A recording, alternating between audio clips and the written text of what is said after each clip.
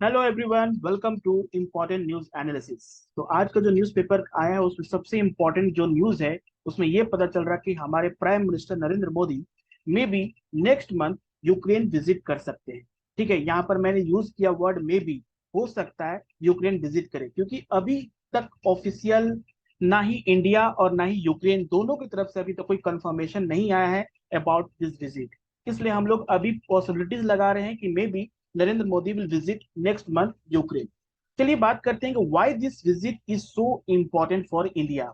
बताया जा रहा है डिफरेंट सोर्सेज से कि this will be consider as one of the most important और crucial India foreign policy diplomatic step, जो कि इंडिया का फर्स्ट टाइम प्राइम मिनिस्टर, कोई इंडिया के पहले प्राइम मिनिस्टर नरेंद्र मोदी होंगे, पहले प्राइम मिनिस्टर जो कि यूक्रेन विजिट करेंगे आफ्टर 1991।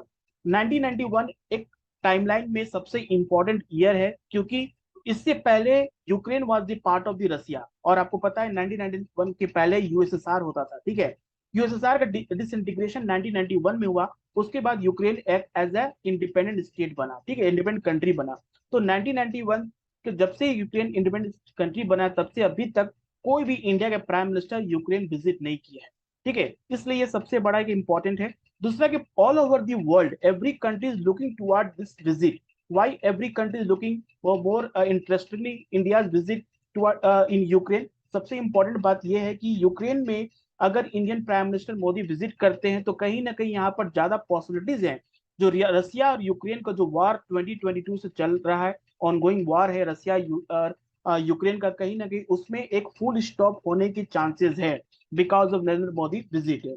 इस पे हम लोग सारी चीजों पे बात करेंगे, इसलिए ये न्यूज काफी इंपॉर्टेंट है। और यहाँ पर बताया गया क्या दोनों देशों के बीच जंग खत्म करने में सफल होगा भारत। इस पे हम लोग बात करते हैं, देखते हैं क्या इंपॉर्टेंट न्यूज है।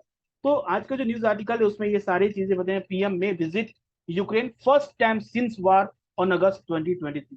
ठीक है, तो अगस्त 23 को डेट भी यहाँ पर बताया गया, maybe 23 August. Okay, when prime minister will visit 23 August consider as independence day of Ukraine. इसलिए एक विजिट काफी एक पीसफुल विजिट माना जा रहा है। ठीक है, इसमें हम लोग बात करेंगे, इंपॉर्टेंट ये है कि न्यूज में आया है कि planning under way for visit prime minister Modi to Ukraine likely on August 23, जो कि न्यूज आर्टिकल में बताया गया है कि लाइकली प्लानिंग अभी चल रहा है।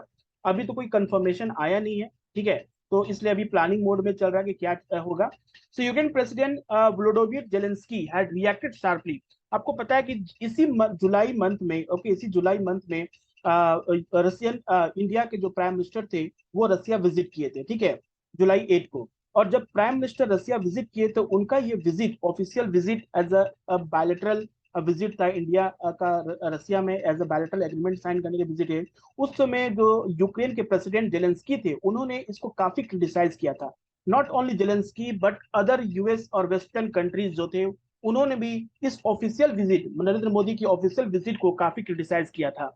और कहा था कि इस समय रसिया का सपोर्ट करना, रसिया से फ्रेंडली गेस्चर इंडिया दिखा रहा है, वो कहीं ना कहीं यूक्रेन के अगेंस्ट में है। और पूरे वर्ल्ड में जो पीसफुल इन्वायरमेंट को खराब किया है रसिया, उसको इंडिया कहीं ना कहीं एक तरह से सपोर्ट कर रहा है।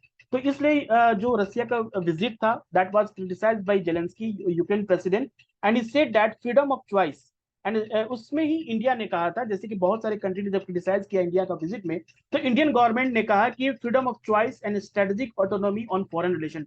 इंडिया ने साफ साफ ये कह दिया कि इंडिया का अपना फ्रीडम ऑफ चॉइस है, हमारा खुद का एक स्ट्रेटेजिक ऑटोनॉमी है, मतलब कि हमारा खुद का एक नेशनल इंटरेस्ट है। हम ये नहीं देखेंगे कि रसिया यूक्रेन का विजिट या रसिया यूक्रेन का लड़ाई चल रहा है तो हम रसिया से रिलेशन खराब कर दे। हम ये नहीं देखेंगे यूएस और रसिया का रिलेशन खराब है तो हम यूएस से और रसिया से दोनों से अपना रिलेशन खराब कर दे। और ये जो पॉलिसी इंडिया की डिप्लोमेटिक पॉलिसी, ये कोई नया नहीं है, नरेंद्र मोदी के समय स्टार्ट नहीं हुआ। It was started since 1947। जब इंडिया इंडिपेंडेंस हुआ तो उस समय कोल्ड वार एरा चल रहा था, जब पूरे वर्ल्ड दो पार्ट में डिवाइड थे, यूएस के अलायंस में और यूएसएसआर के अलायंस में। तब इंडिया ने ना तो नाटो को सपोर्ट किया, ना तो वार्सो पैक्ट का, और इंडिया ने जो फॉरेन पॉलिसी अडॉप्ट किया वो था नॉन अलाइंड मूवमेंट। नैम का फॉर्मेशन उसी समय हुआ था।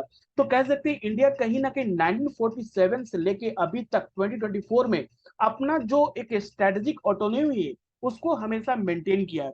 और इंडिया का जो अपना फ्रीडम ऑफ चॉइस है कि इंडिया का जो फॉरेन रिलेशन है that depend on India's own interest, it not depend on other countries interest. की रसिया और यूएस का अगर वॉर चल रहा है, रसिया यूएस का अगर कोई टेंशन है, तो इंडिया भी अपना रसिया का रिलेशन खराब कर दे। Okay, now, reports about the impending visit come after a week of bitter criticism. Mr. Modi visit to Russia on July 8 and 9। तो आपको पता है कि इस मंथ में रसिया इंडियन प्राइम मिनिस्टर विजिट किए थे, और रसिया के जो प्रेसिडेंट हैं पुतिन, उन्होंने भी Indian prime minister Narendra Modi को एक हाईएस्ट सिविलियन अवार्ड, जैसे हमारे कंट्री में highest civilian award Bharat Ratna होता है, उसी तरह रसिया का जो हाईएस्ट सिविलियन अवार्ड है उससे प्रधानमंत्री नरेंद्र मोदी को मतलब कि पुरस्कृत किया था, जिसका नाम है order of Saint Andrew the Apostle. Okay, याद रहे, order of Saint Andrew the Apostle, this is the highest civilian award in your रसिया।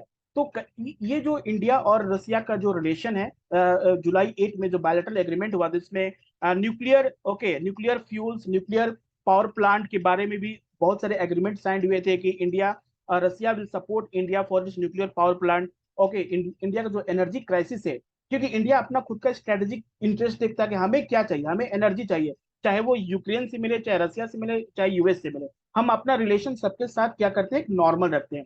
इसीलिए ये विजिट को काफी क्रिटिसाइज किया गया था।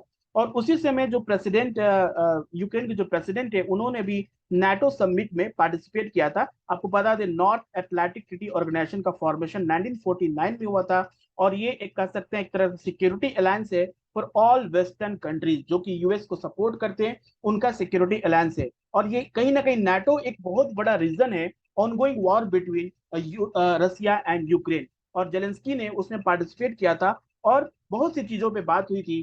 दे are also talk about India visit in Ukraine, okay sorry, in Russia. दूसरा हम बात करें, जब प्राइम मिनिस्टर विजिट किए थे रसिया में, तो उस समय काफी ज्यादा मतलब माहौल खराब हो चुका था रसिया और यूक्रेन का, क्योंकि जिस समय प्राइम मिनिस्टर विजिट किए थे उस समय यूएस के जो कह सकते हैं नेशनल सिक्योरिटी एडवाइजर है Jack Sullivan, and state department official Donald Lu ने भी कहा था ये विजिट एक तरह से डिसअपॉइंटमेंट है in terms of symbolism and timing, क्योंकि ये सही समय नहीं है जब रसिया और यूक्रेन का वॉर चल रहा है, जब एक बॉम्बार्ड चल रहा है, एक दूसरे को बॉम्ब फेंक रहे हैं, ठीक है। और उस केस में रसिया और इंडिया का एक आपस में डिप्लोमेटिक टॉक करना और बायलैटरल एग्रीमेंट साइन करना is completely not good time. Okay, mister Zelensky जो यूक्रेन के प्रेसिडेंट है, उन्होंने भी कहा था कि ही वाज वेरी मच ना criticize about India visit to Russia.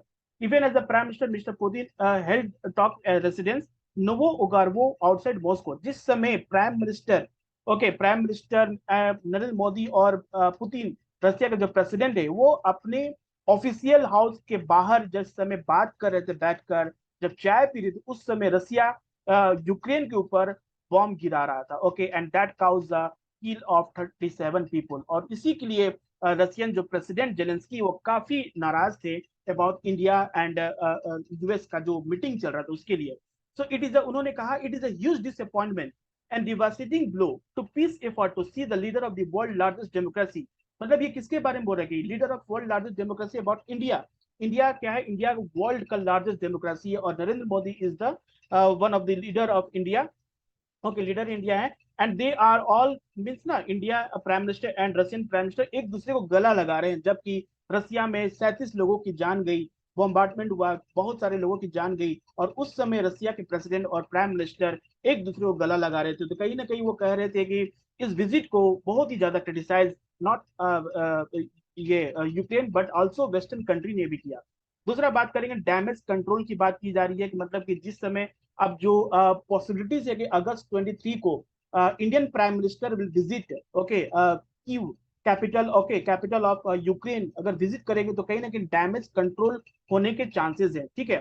Since it is understood that South Block has taken several step to limit the damage from the visit, engaging several Western diplomats on the issue, even indicating that visit by Mr. Modi to Kyiv could be on the card। मतलब कि कहने के नरेंद्र मोदी की visit, prime minister Narendra Modi की visit से Ukraine में एक शांति वातावरण आएगा, एक शांति का वातावरण देखने को मिलेगा। Ukraine ambassador on to India, जो यूक्रेन के एम्बेसडर थे, क्योंकि वो भी इंडिया विजिट किए थे, ओके ओलेक्जेंडर, ओके, उन्होंने मिनिस्ट्री ऑफ एक्सटर्नल अफेयर्स से भी मुलाकात की, and they cause the all are telephonic conversation भी हुआ। मिनिस्ट्री ऑफ एक्सटर्नल अफेयर जो यूक्रेन है और इंडिया जो ministry external affair S Jaishankar है, उन दोनों का टेलीफोनिक डिस्कशन हुआ। साथ ही अजीत डोवाल जो नेशनल सिक्योरिटी एडवाइजर इंडिया के हैं और यूक्रेन के जो सिक्योरिटी एडवाइजर है, नेशनल सिक्योरिटी एडवाइजर हैं एंड्री यर्माक, उनके भी बीच में टेलीफोनिक कन्वर्सेशन हो रहा। तो कह सकते हैं सिर्फ प्राइम मिनिस्टर एक हाईएस्ट विजिट नहीं है यहाँ पर, कहीं ना कहीं मिनिस्ट्री ऑफ एक्सटर्नल अफेयर और हमारे जो नेशनल सिक्योरिटी एडवाइजर है वो लोग भी कहीं ना कहीं एक दूसरे से कांटेक्ट में हैं और एक दूसरे से पॉसिबिलिटीज निकाल रहे हैं कि कैसे एक दूसरे का यूक्रेन और इंडिया का रिलेशन को स्ट्रेंथन किया जाए और इस पूरे ऑनगोइंग वार जो है रसिया और यूक्रेन का, उसको फुल स्टॉप किया जाए। So meanwhile, Mr. Doval also held a talk with Mr. Sullivan after US Ambassador Eric Gracke's statement warning that US should not be taken for granted, and that in times of conflict there is no such as a strategic autonomy. तो US के जो ambassador थे Eric ग्रैकी, उन्होंने बताया था कि जब वार का समय चल रहा है तो कोई स्ट्रेटेजिक ऑटोनॉमी नाम की चीज आप मतलब प्रिंसिपल को फॉलो ना करो। एक कम से कम इंसानियत के नाम पे आप उस कंट्री को तो क्रिटिसाइज करो जो कंट्री मतलब किसी दूसरे कंट्री को काफी ज्यादा मतलब कि उसके ऊपर अत्याचार कर रहा। जैसे कि 2014 में रसिया ने जब क्रीमिया को एनेक्स कर लिया था, तो उस समय रसिया को G7 ओके G8 से हटाकर, वो G8 के जो मेंबर थे उससे हटाकर फिर से ये G7 बन गया। ठीक है, तो आपको पता है कि इस मंथ के इसी ईयर के जून मंथ में जब prime minister Narendra Modi visit किए थे इटली फॉर G7 समिट में, तो वहां पर उन्होंने मुलाकात की थी यूक्रेन के प्रेसिडेंट जेलेंस्की से, और जेलेंस्की ने कहा था कि आप विजिट करो हमारे कंट्री में, जिससे कि ज्यादा से ज्यादा एक डिप्लोमेटिक मतलब कि चांसेस है कि पीसफुल टॉक हो सके रसिया और यूक्रेन के बीच में। ना balancing interest, this is what we call as balancing interest against the backdrop of friction in the bilateral relation over India's refusal to criticize Russia as the United Nation, Mr. Kuleba arrived in India for first ever visit end of March.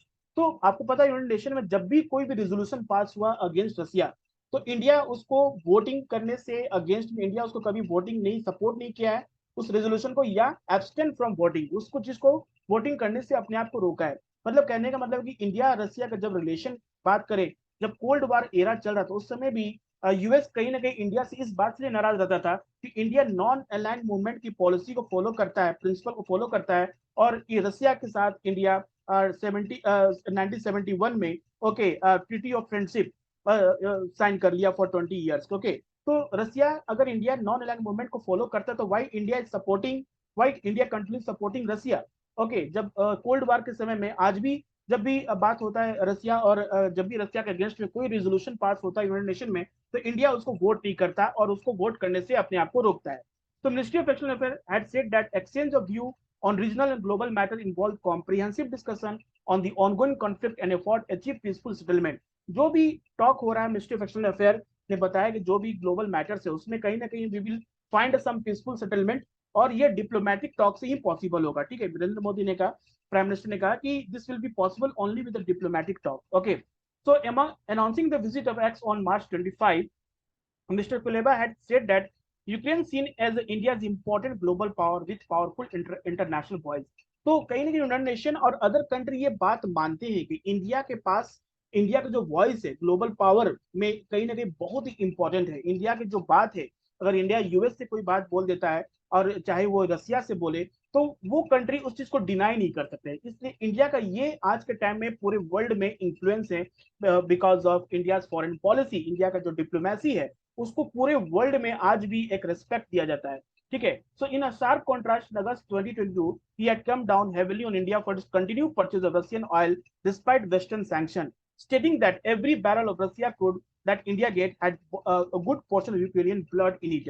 आपको पता है कि अगस्त 2022 में जब India US से India जब रसिया से crude oil purchase कर रहा था, तो Russia other country like western country US and European country ने रसिया के ऊपर सैंक्शन लगा दिया था। ठीक है, और उस केस में इंडिया परचेज कर रहा था क्रूड ऑयल फ्रॉम रसिया, और उसको इंडिया में प्यूरिफाई करके वापस किसको बेचा जा रहा था, ब्रिटेन को, ओके यूरोपियन कंट्री को। तो वो एक बहुत बड़ा क्रिटिसिज्म हुआ था कि क्यों इंडिया परचेज कर रहा क्रूड ऑयल फ्रॉम रसिया, और इंडिया जो क्रूड ऑयल परचेज कर रहा है कहीं ना कहीं उसमें यूक्रेनियन ब्लड है, जो वहां के लोग मारे जा रहे हैं, कहीं ना कहीं वो ब्लड उस ऑयल में मिक्स है। और दिस इज व्हाट ना एक स्टेटमेंट यूज किया गया था, एक तरह का क्रिटिसिज्म यूज किया गया था अबाउट इंडिया एंड रसिया का जो डिप्लोमेटिक रिलेशन चल रहा था। However, he had also said that Ukraine was friendly and open to India and has supported evacuation of Indian students. तो इंडिया और यूक्रेन का जो एक इंटरनेशनल प्लेटफॉर्म पे जो यूक्रेन के प्रेसिडेंट जेलेंस्की बार बार बोलते हैं, जब भी इंडिया के प्राइम मिनिस्टर रसिया विजिट करते हैं उनको क्रिटिसाइज करते हैं, लेकिन उनका जो फॉरेन रिलेशन है इंडिया के प्रति वो क्या है, बहुत ही सॉफ्ट है. It is not a hard core policy, it is soft policy and very friendly and open. इसीलिए यूक्रेन से बहुत सारे इंडियन स्टूडेंट को भी इवैक्यूएट करने में काफी हेल्पफुल हुआ था. अगर ये मोदी नेक्स्ट मंथ में 23 अगस्त को अगर विजिट करते हैं क्यू, मतलब यूक्रेन के यूक्रेन कैपिटल में, तो this will be consider as a handful leader, जो कि अभी तक जो लीडर रसिया और यूक्रेन दोनों विजिट किए हैं उनमें से है Guinea Bissau, Hungary, Indonesia, South Africa and Turkey. ये सारे कंट्री के जो लीडर है, दोनों कंट्री रसिया और यूक्रेन विजिट कर चुके हैं. अब इंडिया जो विजिट करेगा, this is consider as most important diplomatic task. Okay, और सारे कंट्री को इस बात का मतलब लग रहा है कि हाँ चलो कहीं ना कहीं अब जाकर शांति का वातावरण मिलेगा रसिया यूक्रेन में. वार में जो फुल स्टॉप है वो इंडिया के प्राइम मिनिस्टर विजिट होने से खत्म होगा. यहाँ पर एक सबसे इंपॉर्टेंट इंटरेस्टिंग बात ये बता दें कि जब से 1991, जैसे मैंने बताया 1991 में के बाद से अभी तक कोई प्राइम मिनिस्टर विजिट नहीं किए. तो हमारे एपीजे अब्दुल कलाम जब 2005 में प्रेसिडेंट थे तब उन्होंने यूक्रेन विजिट किया था. तो क्वेश्चन आ सकता है, who among the following visited before prime minister Narendra Modi. So president of India 2005 में जो प्रेसिडेंट थे, okay, APJ Abdul Kalam, he was already visited Ukraine. Okay, till now no prime minister has visited Ukraine after the recognition of the country in 1991. अब जैसे कि बता दें कि रसिया और यूक्रेन को वार होने से यूक्रेन में कंप्लीटली जो एयर फ्लाइट और कह सकते हैं एयर और फ्लाइट जो सर्विसेज है दैट कंप्लीटली कैंसिल. तो इंडियन प्राइम मिनिस्टर का ये फर्स्ट टाइम भी होगा कि वो पोलैंड विजिट करेंगे. ठीक है, बहुत लंबे समय के बाद कोई कंट्री, कोई Indian prime minister Poland visit करेंगे, क्योंकि यूक्रेन में विजिट करने के लिए अभी एक ही रूट है जो कि पोलैंड के थ्रू यूक्रेन में इंटर किया जा सकता है. ठीक है, तो Poland visit India prime minister करेंगे, उसके बाद वो पोलैंड से यूक्रेन के बाय रोड इंटर करेंगे, क्योंकि फ्लाइट सर्विसेज अभी सारे के सारे यूक्रेन में कैंसिल है, अभी कोई सर्विस नहीं. ठीक है, तो I hope this video will help you to understand Russian जो इंडियन प्राइम मिनिस्टर है वो यूक्रेन विजिट करेंगे तो वो किस तरह से फ्रूटफुल होगा and why it is considered as the most crucial diplomatic step in India foreign policy. Okay, thank you everyone and please subscribe this channel for more video and update. Thank you.